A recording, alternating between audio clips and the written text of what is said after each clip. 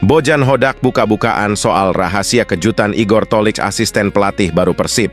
Bobotoh dibuat auto tercengang melihatnya, sampai berani ungkapkan hal ini ke publik. Persija bisa ketakutan mendengarnya. Bobotoh bisa merinding mendengarnya. Piala Presiden resmi digelar 19 Juli, draft jadwal pembagian grup Persib bocor. Di luar dugaan dapatkan grup mudah lawan sangat lemah. Bisa juara lagi nih kayaknya. Ini detail selengkapnya. Mantap, satu striker asing tersisa mulai terkuak. Bojan nekat bocorkan hal ini. Gabriel Monteiro adalah sosok tersebutkah? Bahkan dia sudah lakukan hal ini ke Persib. Bobotoh auto bangga dan berpesta pora merayakannya di jalanan kota Bandung. Ini berita selengkapnya. Pernyataan sangat mengejutkan dan tulus Kevin Rey Mendoza soal aktivitas Persib di bursa transfer musim ini. Sampai bawa-bawa keluarnya Stefano dan Alberto. Ini informasi selengkapnya. Simak baik-baik. Spekulasi negatif keluarnya Stefano Beltrame akhirnya terbantahkan. Bojan Hodak jujur ungkap kenapa Stefano Beltrame hengkang. Lagi-lagi alasan klasik ini muncul ke publik. Semuanya auto lega mendengarnya.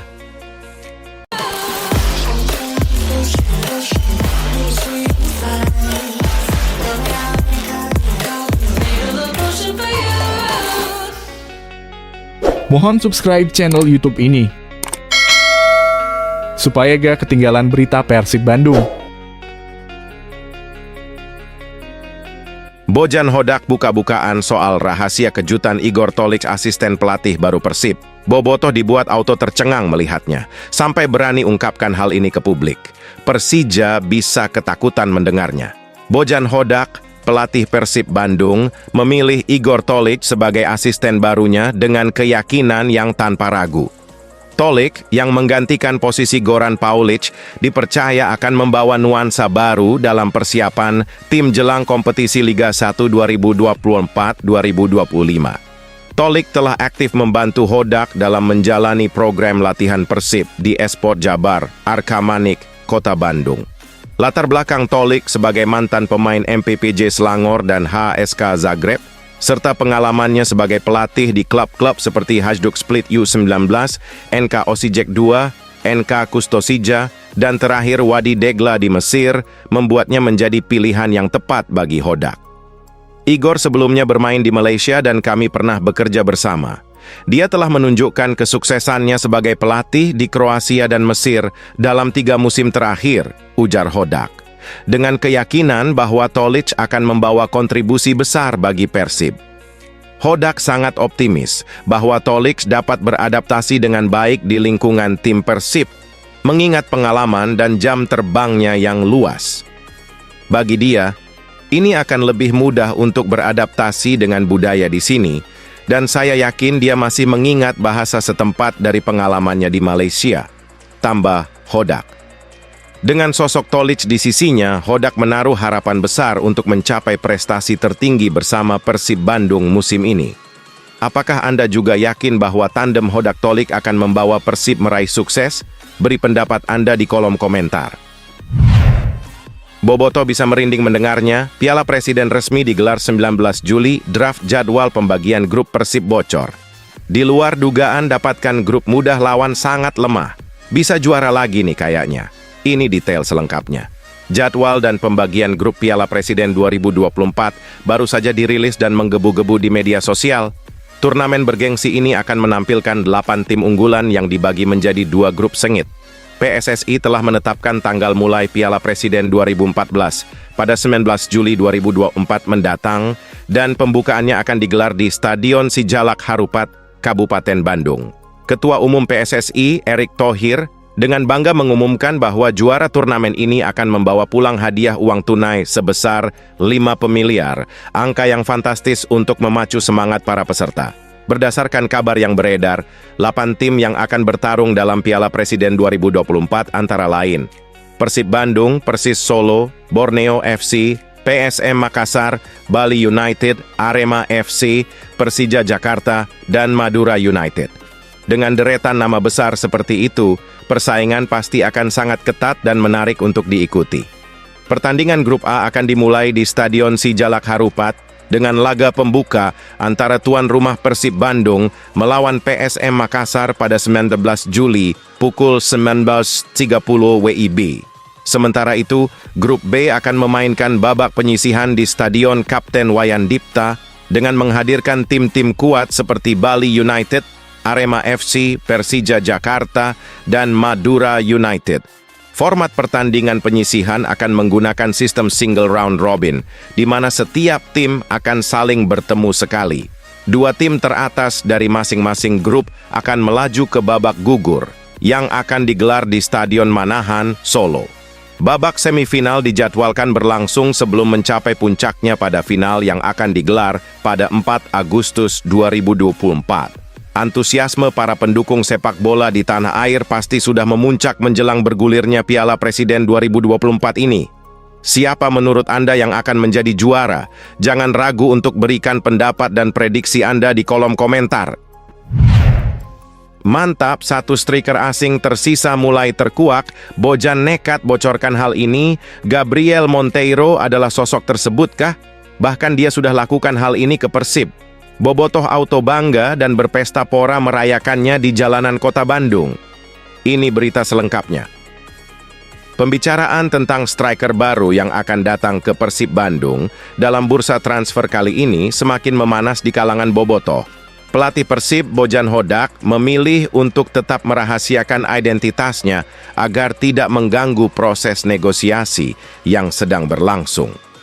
Kalian bisa mengikuti Instagram Persib untuk mendapatkan informasi lebih lanjut, ujar Hodak dengan berbagai tanda tanya mengitari nama yang sedang menjadi perbincangan hangat di dunia sepak bola. Gabriel Monteiro, seorang gelandang serang Brasil, telah memberikan sinyal menarik dengan mengikuti akun Instagram resmi Persib Bandung. Tindakannya ini secara tidak langsung diharapkan dapat menarik perhatian klub dan membuka jalan bagi potensinya di Liga 1 2024. Gabriel Monteiro, yang sebelumnya bermain di Liga Austria dengan FC Dornbirn dan kini berstatus bebas transfer, memiliki postur 1,79 meter dan usia 25 tahun yang masih muda. Ini membuatnya menjadi opsi menarik bagi Persib Bandung, terutama dengan fleksibilitasnya sebagai gelandang serang, gelandang kiri, atau penyerang kedua. Sebelum merumput di Eropa, Monteiro juga menjajal Liga Malaysia setelah memulai karirnya di Brasil. Dengan harga pasar sekitar 3,04 miliar, menurut Transfermarkt, Monteiro merupakan perjudian yang menjanjikan bagi Persib Bandung. Rumor tentang rencana Persib Bandung untuk menghadirkan pemain asing dari Amerika Latin di Liga 1 2024 membuat Monteiro semakin cocok sebagai salah satu kandidat utama. Apakah dia akan menjadi kartu truf baru Persib Bandung? Mari kita tunggu perkembangannya dan tetap ikuti informasi terbaru di kanal resmi klub. Pernyataan sangat mengejutkan dan tulus Kevin Rey Mendoza soal aktivitas Persib di bursa transfer musim ini. Sampai bawa-bawa keluarnya Stefano dan Alberto. Ini informasi selengkapnya. Simak baik-baik. Kevin Mendoza, penjaga gawang andalan Persib Bandung, mengungkapkan perasaannya terkait kepergian dua pemain asing kunci musim lalu, Alberto Rodriguez dan Stefano Beltrame. Baginya, berita itu menyedihkan karena kehilangan dua pemain berkontribusi besar dalam meraih gelar juara Liga 1 2023-2024. Tentu saja saya sedih karena kami kehilangan pemain yang bagus. Mereka bermain bagus musim lalu dengan mengantarkan tim menjadi juara, kata Kevin Mendoza. Meski demikian, Mendoza optimis bahwa pemain yang direkrut untuk menggantikan mereka akan mampu memenuhi harapan. Tapi saya yakin bahwa Bojan dan tim bisa menemukan pemain yang bagus. Saya belum tahu bagaimana pemain barunya, tapi saya berpikir positif bahwa hasilnya akan bagus untuk musim depan, ungkap Kevin Mendoza. Persib sendiri telah mengumumkan perekrutan bek asal Kroasia, Mateo Kocijan, sebagai pengganti Alberto Rodriguez. Sementara itu, rencana untuk merekrut bek asal Brasil, Gustavo Franca, juga sedang dalam pembicaraan. Untuk posisi yang ditinggalkan Stefano Beltrame, pelatih Bojan Hodak sedang mempertimbangkan untuk menggaet kembali Tirone Del Pino. Semua langkah ini menunjukkan komitmen Persib untuk tetap kompetitif di musim depan, meskipun kehilangan dua sosok kunci dari skuad juara mereka. Spekulasi negatif keluarnya Stefano Beltrame akhirnya terbantahkan. Bojan Hodak jujur ungkap kenapa Stefano Beltrame hengkang. Lagi-lagi alasan klasik ini muncul ke publik, semuanya auto lega mendengarnya. Bojan Hodak, pelatih Persib Bandung, akhirnya memberikan penjelasan mengenai alasan di balik kepergian Stefano Beltrame dari skuad Maung Bandung. Hodak mengungkapkan bahwa Stefano Beltrame memutuskan untuk meninggalkan Persib karena alasan keluarga yang kuat. Stefano memiliki alasan keluarga yang membuatnya memutuskan untuk tidak melanjutkan bersama Persib musim depan, ujar Hodak dalam pernyataannya. Kemungkinan besar Stefano akan kembali memperkuat tim asal negaranya, Italia. Hodak menegaskan bahwa dia sudah mengkomunikasikan hal ini kepada Stefano sebelumnya dan memahami keputusan yang diambil oleh pemain tersebut. Saya sudah memberitahunya kemarin bahwa dia tidak akan kembali. Ini karena dia memiliki komitmen pribadi yang perlu diprioritaskan, tambah Hodak. Dengan kepergian Stefano Beltrame, Hodak berencana untuk mengoptimalkan peran Tyrone Del Pino di musim depan. Meskipun demikian, proses kepulangan Tyrone ke Persib sedang terhambat oleh masalah administratif terkait izin tinggal, KITAS. Tyrone saat ini masih menunggu proses administrasi. Dia pernah bersama kami sebelumnya, tetapi setelah bermain di Thailand, proses administrasi harus diurus kembali, jelas Hodak.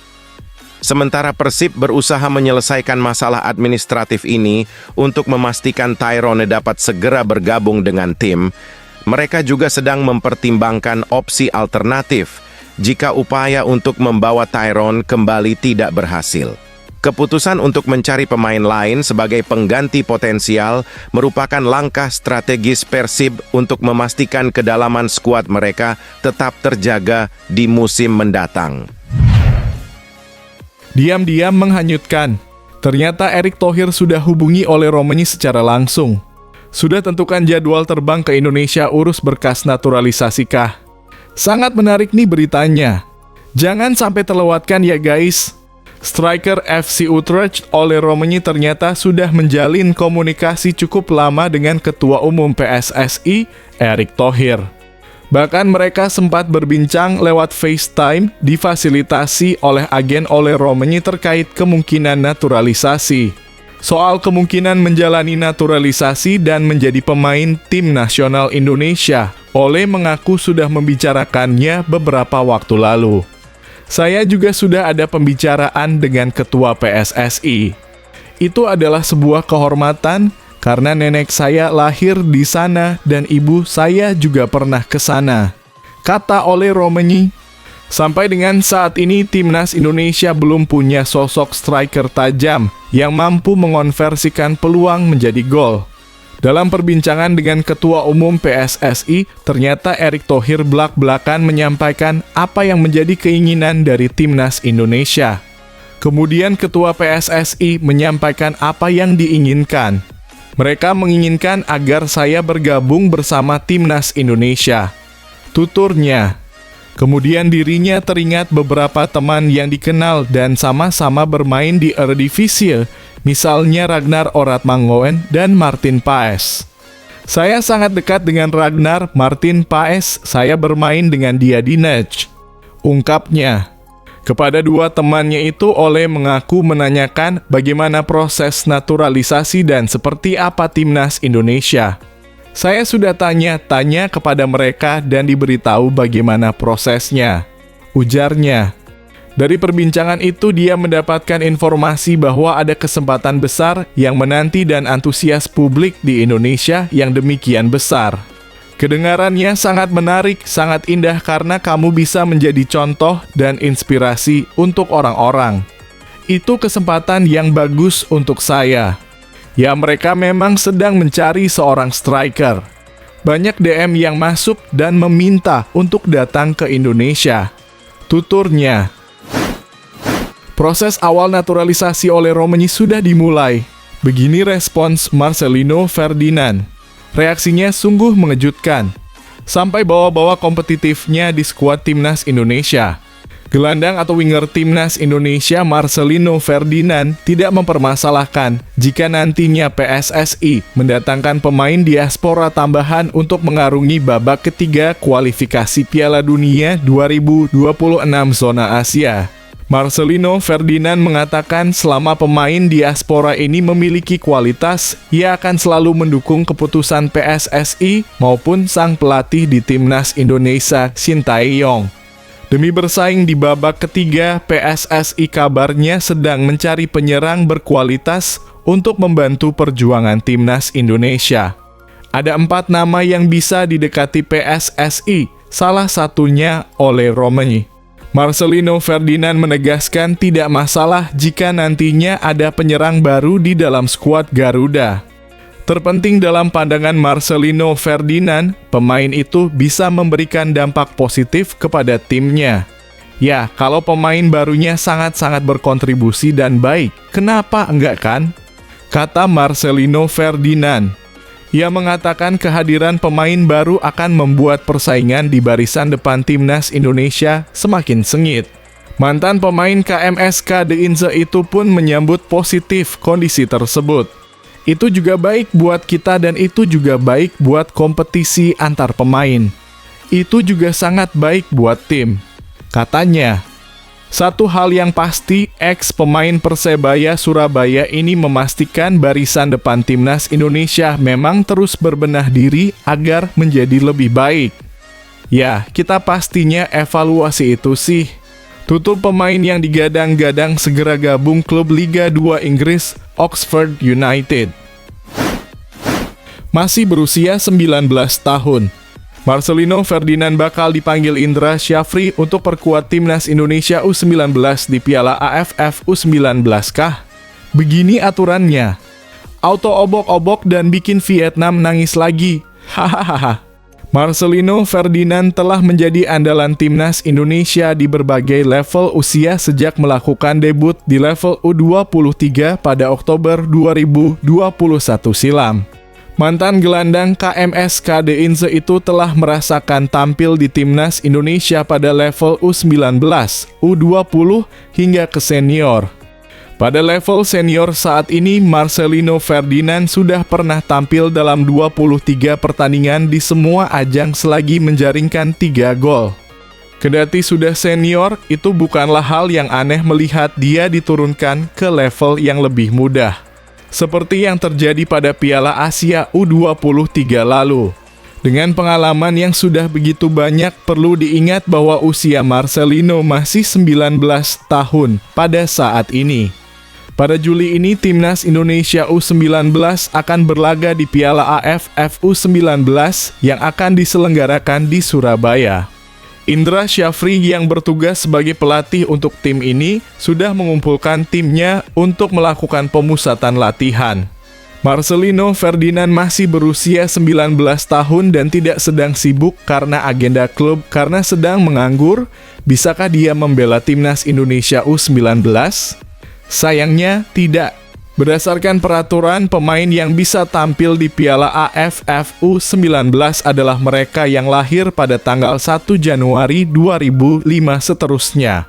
Marcelino memang masih berusia 19 tahun, namun dia akan merayakan ulang tahunnya yang ke-20 dalam beberapa bulan. Sang gelandang berpostur 178 cm ini dilahirkan di Jakarta pada tanggal 9 September di tahun 2004. Jadi dia tidak memenuhi persyaratan untuk membela timnas Indonesia U19 di Piala AFF U19.